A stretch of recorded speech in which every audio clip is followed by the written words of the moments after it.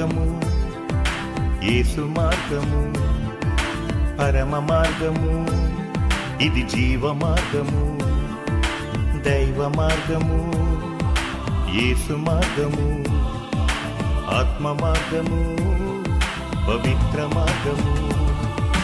యేసే మార్గము, యేసే సత్యము, యేసే జీవము, యేసే సర్వము, దైవ మార్గము.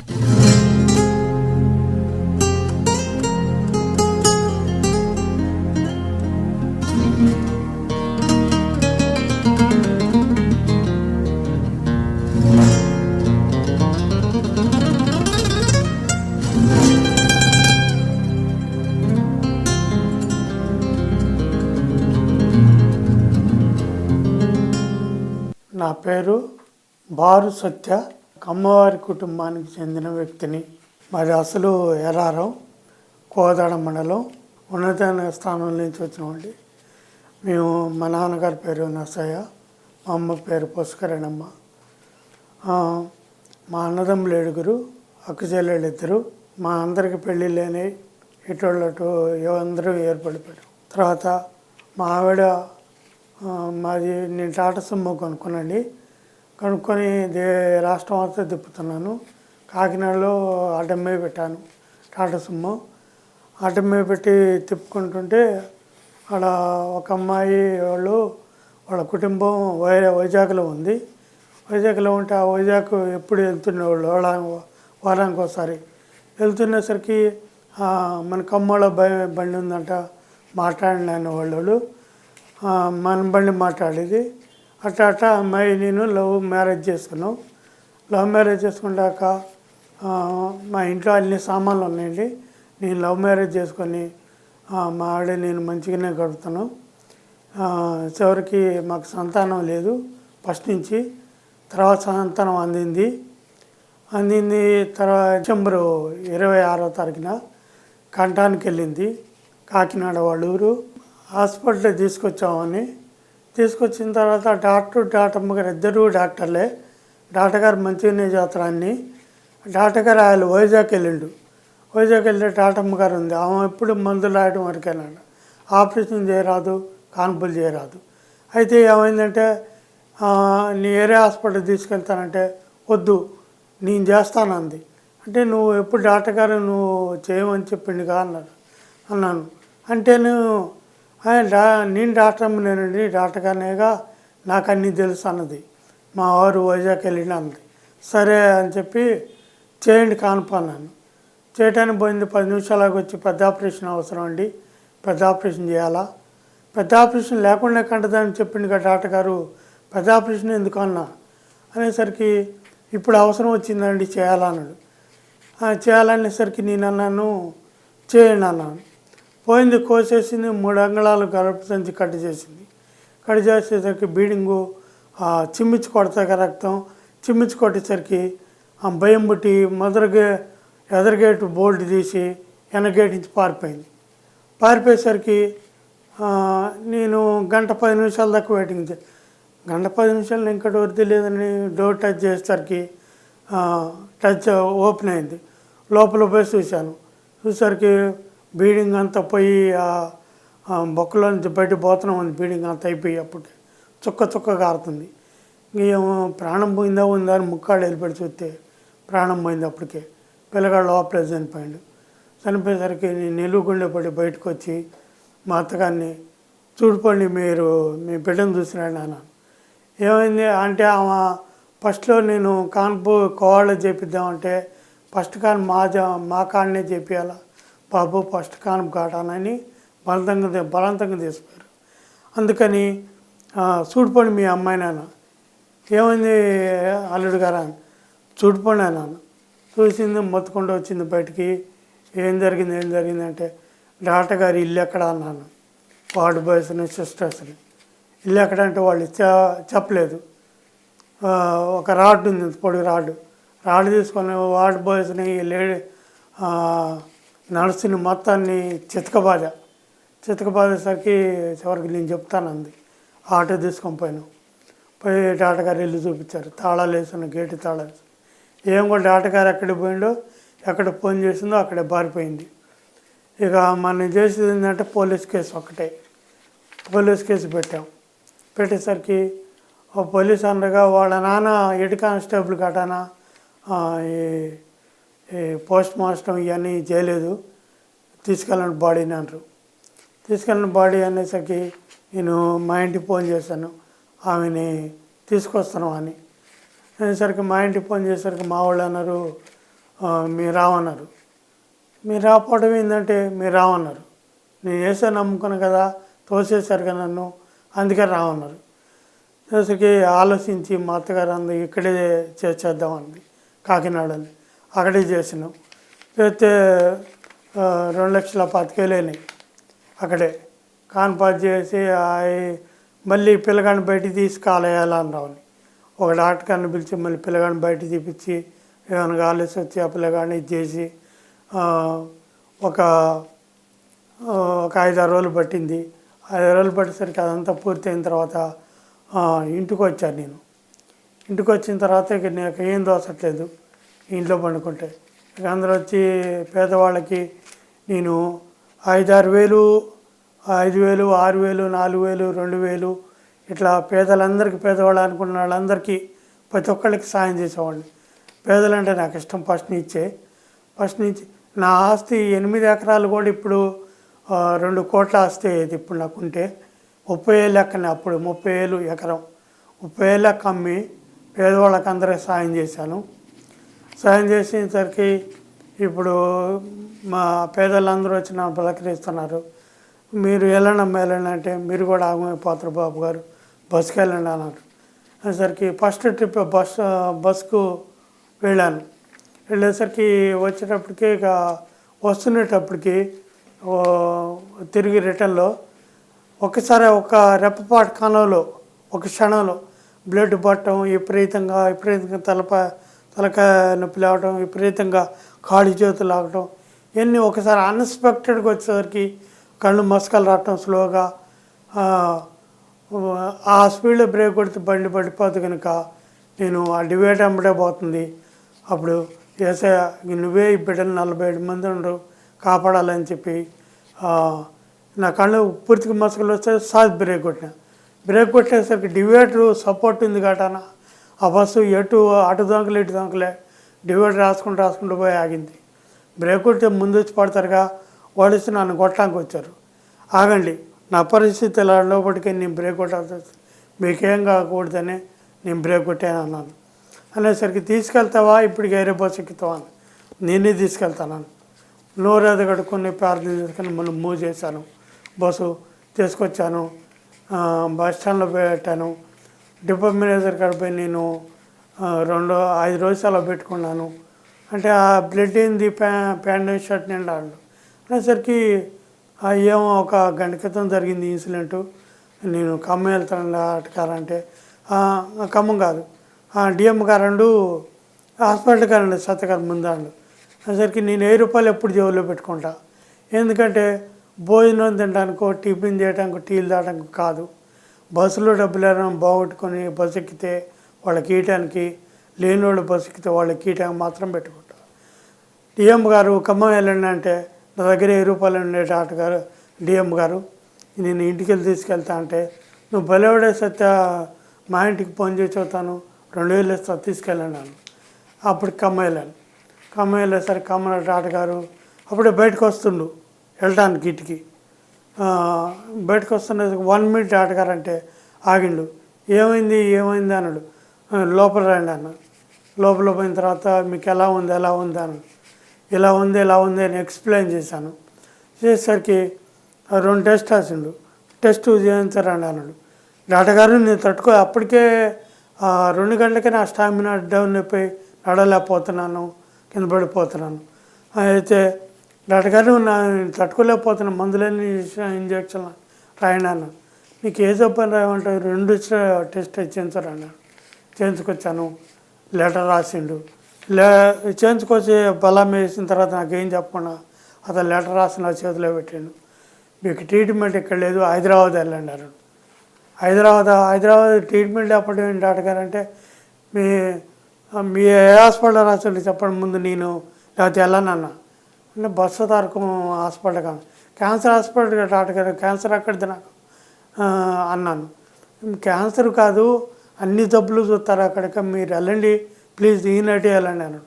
ఈ నైట్ వెళ్ళండి అనేసరికి నేను ఆ నైటే మళ్ళీ మా ఊరు వచ్చి ఒక 6 ఏళ్ళ నుండి తీసుకొని వెళ్ళాను. తీసుకొని వెళ్ళి తెల్లాసరికి బస్సు దిగాను. దిగటమే గౌలుగూడ బస్ స్టాండ్కి ఈ బస్ స్టాండ్కి రోడ్డు దాటాలి. రోడ్డు దాటే టైంలో కింద పడిపోయాను. అప్పుడు ట్రాఫిక్ బిగిన్ కాలే లేవలేక పాకుండా పోయి డివైడర్ మీద పెట్టి ఆ టెస్టులు ఆ బుక్లు బ్యాగు డివైడర్ మీద కూర్చొని తలకాయ పట్టుకున్నాను. ఒక 2 ఆటోలు పోయిన 3 ఆటోలు ఎక్కడికి వెళ్ళి అమ్మిరాడు.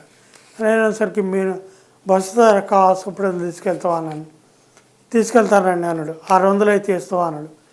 600 రోడ్డు దాటి అవతల పోయి సిటీ బస్ స్టాండే బస్సు ఎక్కితే 5 రూపాయలు ఛార్జీ ఇస్తారు పద్ధతి తీసుకెళ్ళాను. పట్టుకో అన్న ఎక్కించిండు. ఆటోలో కూడా 2-3 సార్లు పెట్టి వాటికి చూసిండు. ఇదంతా బయట గేట్లో దించేసి పోతారు, లోపలికి ఎవరు తీసిపోరు. లోపల చేసిపోయి లోపల కూర్చోబెట్టి మీరు చూసుకొని వెళ్ళండి, నాకు ఆటో ఛార్జీ కొడుతూ నాకు డబ్బులు వద్దు బాబు గారు మీరు మంచిగా చూసుకొని వెళ్ళండి అని వెళ్ళిపోయిండు. వెళ్ళిపోయిన తర్వాత నేను సీకే నాయుడు లెటర్లో చూశాను. అక్కడ డాక్టర్ గారి పేరు సీకే నాయుడు గారు. సీకే నాయుడు గారు ఎన్నింటికి వస్తారంటే 11 గంటలకు వస్తారు. అర్జెంట్ కేసు అని పిలవండి మీరు అని ఫోన్ చేసి చెప్పండి అన్నాను. అనేసరికి ఆయన తిడతారండి ఇప్పుడు ఫోన్ చేస్తే అన్నాడు. ఫోన్ చేస్తే తిడతారా వీళ్ళందరూ జీతాలు ఫోన్ చేసేవాళ్ళుగా బాలకృష్ణ గారి నెంబర్ నేను ఫోన్ చేస్తాను ఎందుకు తిడతారా అన్న. అనేసరికి సార్ వద్దు సార్ మీరు ఫోన్ చేసి పిలిపిస్తానండి. ఆయన ఆయన పేరు చెప్తే కానీ మీరు మాట్లాడరా అన్న. అనేసరికి పిలిచారు. డాక్టర్ పిలిచి వచ్చిండు ఎమ్మటే దాంట్లో పిలిచిండు. ఇక 12 టెస్ట్ రాసిండు డాక్టర్ గారు. చేతిలో పెట్టి నాకన్నా ముందుగానే రూమ్ నుంచి వెళ్ళిపోతుండు. డాక్టర్ గారు 1 మినిట్ అన్న అంటే సరికి ఆగిండు. ఏంటి మీ బాధ్యత లేదన్న చేతులు పెట్టి వెళ్ళిపోతారు ఏం చెప్పరా అన్న. నేను చెప్పేదేముంది 12 టెస్ట్ రాశాను నీకు 24 గంటలకు వస్తాయి తర్వాత కలవండి 24 గంటల తర్వాత అన్నాడు. 24 గంటల తర్వాత బయటకు వచ్చాను. ఇక నేను ఆ డాక్టర్ గారు ఒకేసారి బయటకు వచ్చినాం. బయటకు వచ్చిన దగ్గర నుంచి 24 గంటలు కూడా నరకం ఎట్టుంటుందో బతుకుండగానే నరకం చూసాను నేను ఆ హాస్పిటల్లో. 24 గంటల తర్వాత ఇక డాక్టర్ గారు వచ్చిండు. నన్ను పిలవండి అతను అన్నాడు. అంటే నేను లోపలికి వెళ్ళాను. లోపలికి వెళ్ళేసరికి మీ మెదడులో టెస్టులు చూసిన ముందు టెస్టులు చూసి కింద పైకి నన్ను చూస్తుండు. ఏం డాక్టర్ గారు ఏం చూస్తున్నా చెప్పండి టెస్టులు ఏముందా అన్నాను. నీ అమ్మడు ఎవరైనా వచ్చారంటే డాక్టర్ గారు ఎవరైనా వస్తే నిన్న అప్పటికి ఎవరు రాలేదన్నాను. అనేసరికి ఆ డాక్టర్ గారు అంటూ మీ మెదడులో చిన్న ప్రాబ్లం వచ్చిందండు. మెదడులో ప్రాబ్లం ఏం డాక్టర్ గారు ఏం ప్రాబ్లం ఏంటంటే మెదడులో చిన్న క్యాన్సర్ వచ్చిందండు. ఇగో బాస్టార్ నా క్యాన్సర్ వచ్చిందంట అని షర్ట్ ఇట్లా పట్టుకున్నాను. పట్టుకునేసరికి ప్లీజ్ కంట్రోల్ యువర్ సెల్ఫ్ మీ నిజమైన క్యాన్సర్ వచ్చిందని నిలబడి ఎడుతూనే ఉన్నాను. ఇక ఎడుతునేసరికి కూర్చోండి ప్లీజ్ మీరు కూర్చొని నేను చెప్తాను అన్నాడు. కూర్చున్న తర్వాత ఇక మీకు ఆపరేషన్ ఒకటే మార్గం 3 రోజులు చేయ అన్నాడు. చేయండి డాక్టర్ గారు చేయండి అన్న. అనేసరికి మీరు చేయండి అనగానే చేయరు ఇక్కడ ఆరోగ్యశ్రీ కానీ 80,000 కానీ కట్టాలన్నాడు. ఈ 2 లేవు డాక్టర్ గారు నేను లేజెండ్గా అదే ఎబినేజర్గా పనిచేస్తుంటాను పేదవాళ్ళందరికీ సాయం చేస్తుంటాను మీ డబ్బులు ఎక్కడికి పోయి నేను తీసుకొచ్చి ఇస్తాను మీకు అప్పు చెప్తాను మీరు ఆపరేషన్ చేయండి డాక్టర్ గారు అన్నాను. అనేసరికి డాక్టర్ గారు అన్నాడు ఈడ అప్పులు పెట్టడం కలవదు ఈ హాస్పిటల్ అప్పులు పెట్టే హాస్పిటల్ కాదు ఇది మీరు వెళ్ళిపోవచ్చు అన్నాడు. డాక్టర్ గారు అన్నాను. అనేసరికి ప్లీజ్ మీరు వెళ్ళిపోండి దయచేసి అన్నాడు. అనేసరికి నేను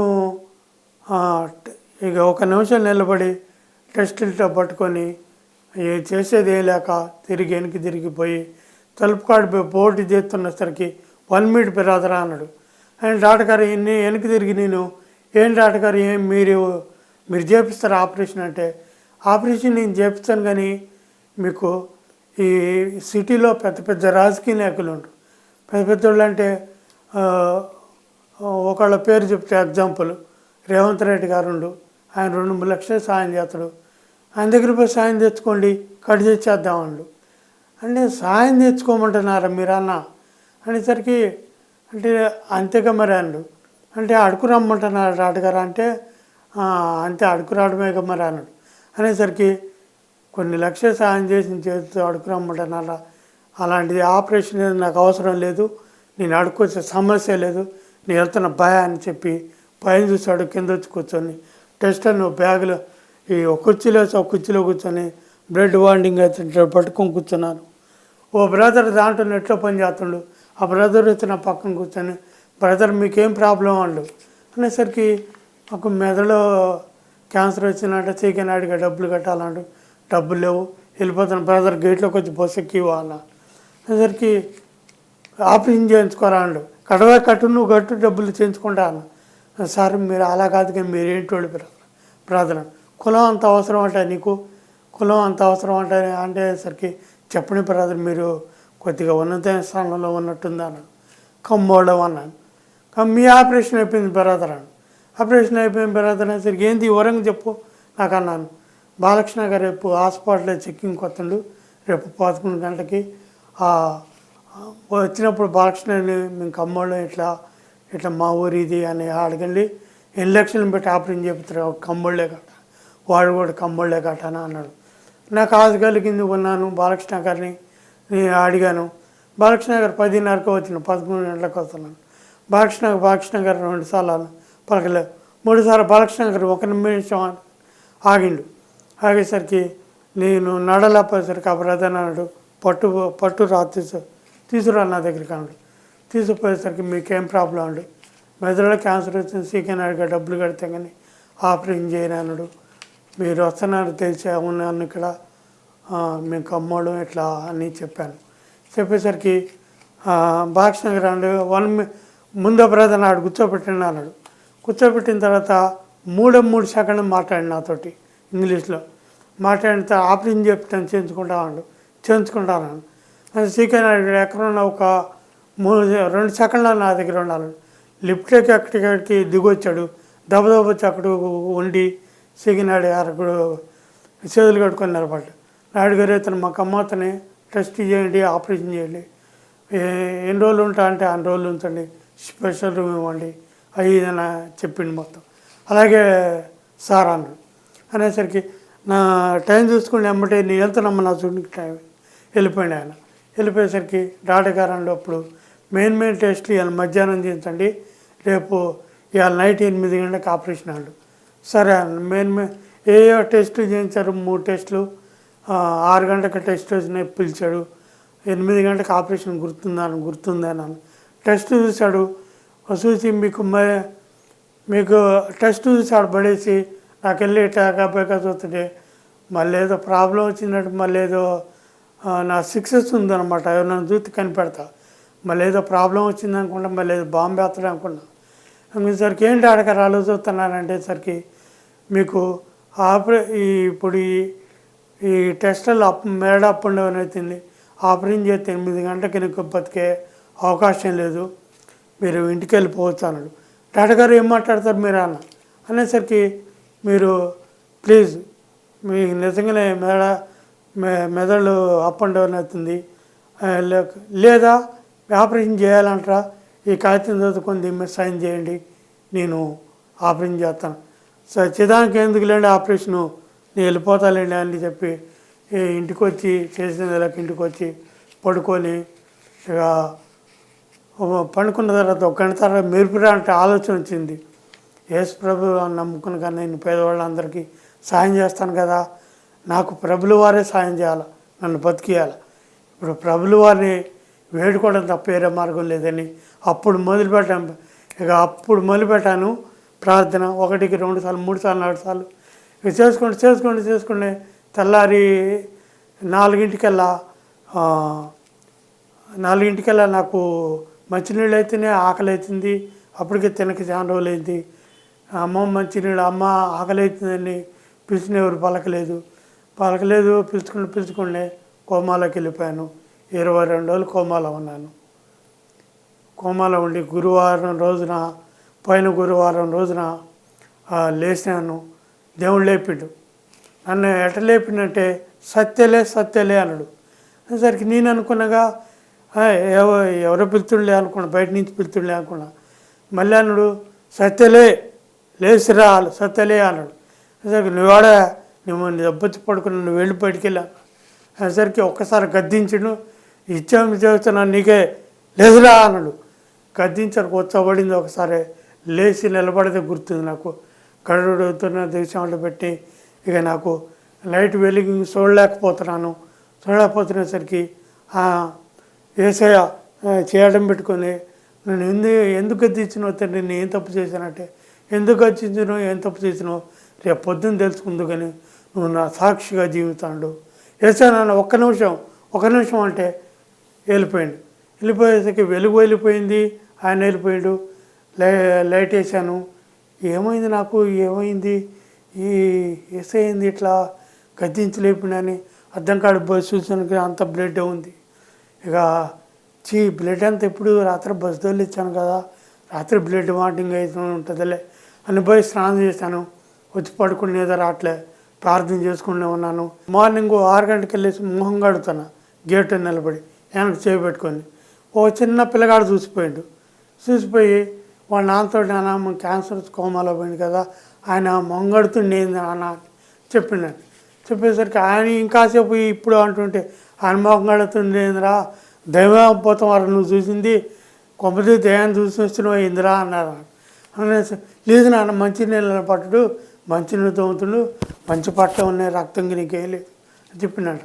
ఇది పొలం అని ఒక 60-70 మంది రామటేశ్వరు వచ్చిండు. ఆడికి వచ్చేసరికి ఇక నువ్వు మొంగడుతున్నావు ఏందంటారు. అనేసరికి నేను గడుక్కోకూడదు మీరు గడుక్కోరా అన్నాను. ఒకేసరికి నీకేం జబ్బు వచ్చిందో తెలుసా అన్నారు. నాకు జబ్బు రావడం నేను రాత్రి బస్సు కూడా తెచ్చాను, నాకు బ్లడ్తో వాంటింగ్ వేసాలు అయిపోయిండు పోయిండు, ఆ సాక్షి జీవించాను, నా జబ్బు రావడం ఏందని. నీకు 23 రోజులు పిచ్చోడ క్యాన్సర్ వచ్చి ఇవాళేసి మొంగడు మా పిల్లగాడు చెప్తే వస్తాను మీ అందరూ ఎడికాలని చెప్పేసరికి మెడికల్ టెస్ట్ చేసుకొచ్చి నాకు ఇచ్చారు 20 రూపాయలు. చూసుకుంటుంటే కళ్ళమ్మ నీళ్ళు కారుతున్నాయి. ఆగండి మీరు ఒక నిమిషం, మీరు నన్ను వేసి నమ్ముకున్నప్పుడు చెప్పులు ఇచ్చి రాత్రా, మాది కూడా దేవుడు అంటరా, మీరు హిందూ మతం ఏంటి సిగ్గులేదంటరా.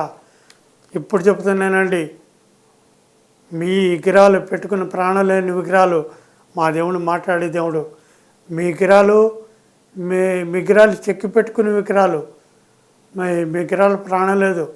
మా దేవుడు చచ్చిపోయిన వాళ్ళు కూడా లేపుతాడు.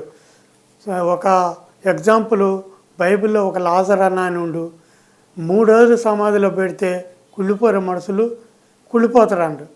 అనేసరికి ఆయన్ని లాజరు లేచరా అంటే లేచి వచ్చిండు, లేచి బయటికి నడుచుకుంటూ వచ్చిండు. అంత గొప్ప దేవుడు మీలో ఉన్నారా, మీ విగ్రహాల్లో ఉన్నారా చెప్పండి. లేరో మీ విగ్రహాలు దేవుడు కాదు, రాతి బొమ్మలు మాత్రం మా విగ్రహాలే. మా దేవుడు నిజమైన దేవుడు, మాట్లాడే దేవుడు, మా దేవుడు ఏకైక దేవుడు, ప్రపంచానికి యావత్ ప్రపంచానికి దేవుడు ఒక్కడే దేవుడు, వేరొక దేవుడు లేడు. మీరు తెలియక విగ్రహారాధులు విగ్రహాల పూజలు చేస్తున్నారు.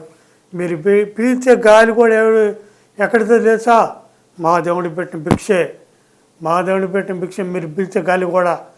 కానీ ఇదంతా తెలియక మీరు విగ్రహాలు నమ్ముకొని విగ్రహ పూజలు చేస్తున్నా కానీ మా దేవుడు మహిమలు నీకు తెలవు.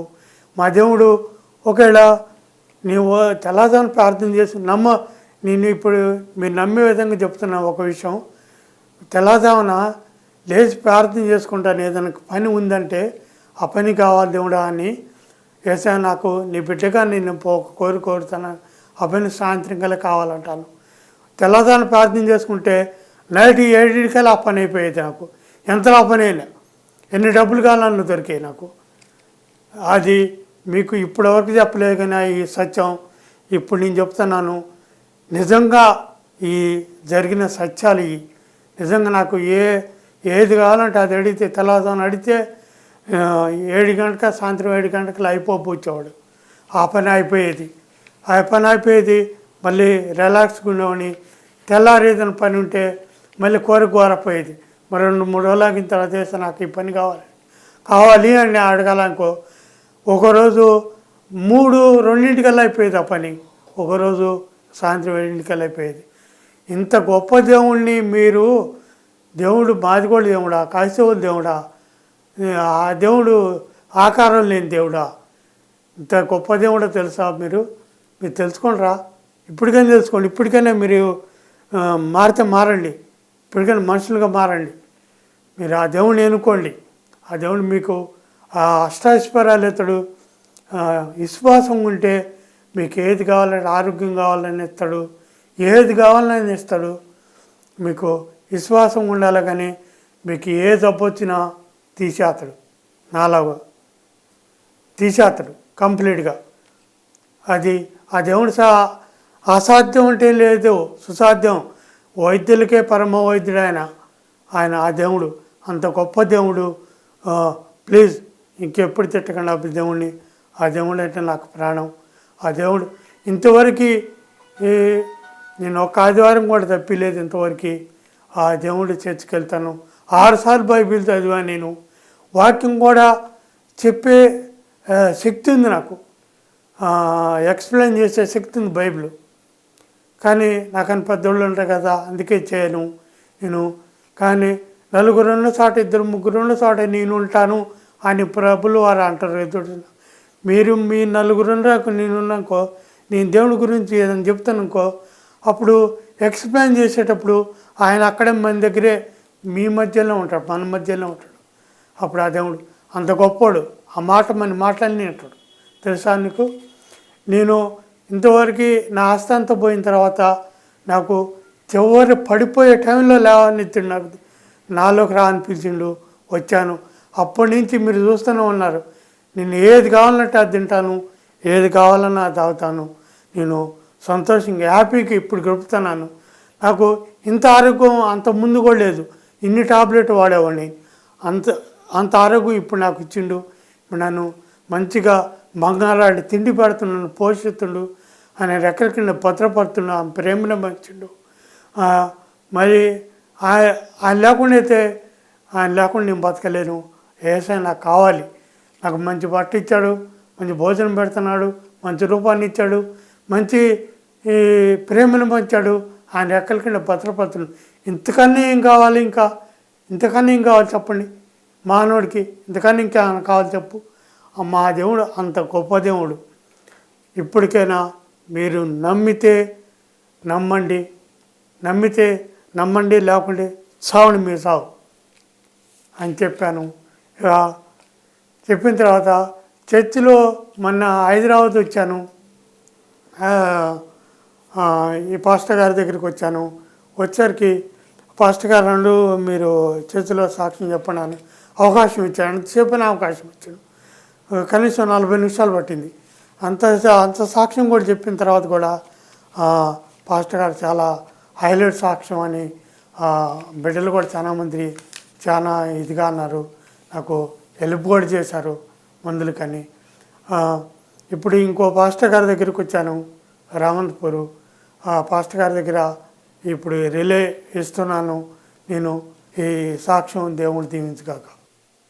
నాకు ఈ అవకాశం ఇచ్చిన దైవ మార్గం వ్యవస్థాపకులైన ఏఎంకే ప్రసాదయ్య గారికి నా హృదయపూర్వక వందనాలు తెలియజేసుకుంటున్నాను. మా అడ్రస్ దైవ మార్గం, professor AMK Prasad, C102 Ravindranagar colony, Habsiguda post, Hyderabad, Telangana 5,07,000.